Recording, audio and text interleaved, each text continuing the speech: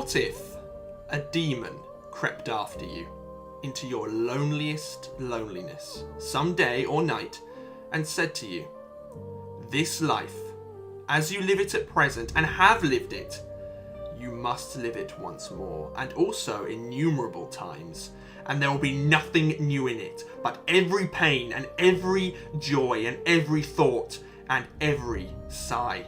And all the unspeakably small and great in thy life must come to you again, and all in the same series and sequence. And similarly, this spider, and this moonlight among the trees, and similarly this moment and I myself.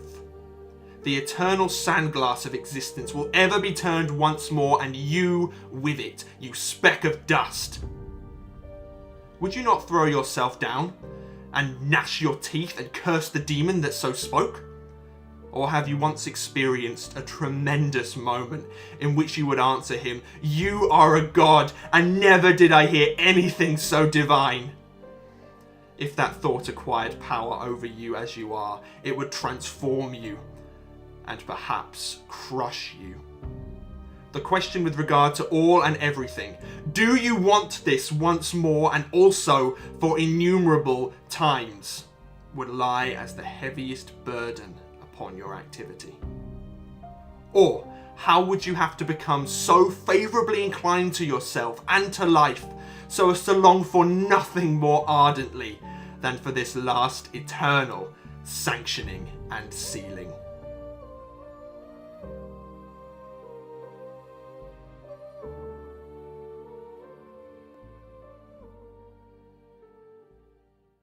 So what you just heard there was one of the most famous proclamations by Friedrich Nietzsche, the doctrine of eternal recurrence. Now, what exactly does this mean precisely? Well, if you take the idea of space being kind of like a finite thing, that there's only a finite number of interactions you could have between all the atoms, etc., in the universe, but time is seemingly infinite, then what you will find is over the course of infinite time, because it's infinite, that those arrangements will naturally come together in the exact same way as they have done before. So basically he grounded this idea of your life as you live it now will repeat ad infinitum forever. It's kind of a wacky idea, and we don't know if the physics of it is actually coherent or not. It's a similar idea to the Boltzmann brain phenomenon, that because of the sheer frequency of atoms and molecules in the universe, somewhere out there is a big brain that will spontaneously form and come to Earth and probably destroy us. Very weird ideas, very improbable ideas within our lifetime, but the idea of eternal recurrence still stands. So what does this actually mean? It's like, why is this a big idea apart from it being cool? Well, if your life is going to repeat over and over and over again, just forever, it really gets you to think about what your life is, how you're currently living. And what Nietzsche saw this as was the ultimate proclamation for life. Now, he was really concerned about nihilism, that after the death of God, all the belief systems would completely collapse away, and we would either have to turn to authoritarianism, like socialism, which is what he predicted in The Will to Power, or we would turn to nihilism, the absolute absence of a belief system. And this was almost like a fix for him. He's like, hang on, wait a minute. Why not live a meaningful life so that you can bear it over a long period of time? Now, what he called this was amour fati, the love of fate. It's a true love for the actual way that the world behaves. So it's actually a very good way of acting in the world philosophically. It's like you can apply this to your own life immediately. You can think to yourself, is this action that I'm doing right now something that I would like to repeat infinite number of times forever? You know?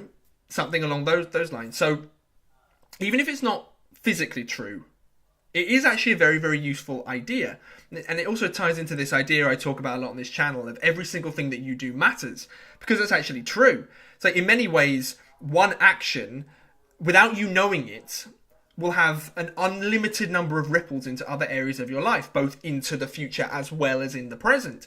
So it's like you have to sort of have the faith that going into a particular action, this is the best thing for me. You know, so those two ideas, eternal recurrence and everything you do matters, adds every single action a sense of absolute meaning. You know, so it's not meaning in a metaphysical sense that God said this was good and God said this was bad. It's purely, do you as an individual want to go through this? Take back control from the metaphysics. Do you want to go through this? And you can think to yourself, well, probably not. So if you're not living your life in a way that you would voluntarily will, and not just will, but love to live it over and over and over again, maybe you should think about what specific areas are causing you to want to reject that idea. Because having that idea and loving that idea, Nietzsche thought was the ultimate proclamation for a meaningful life.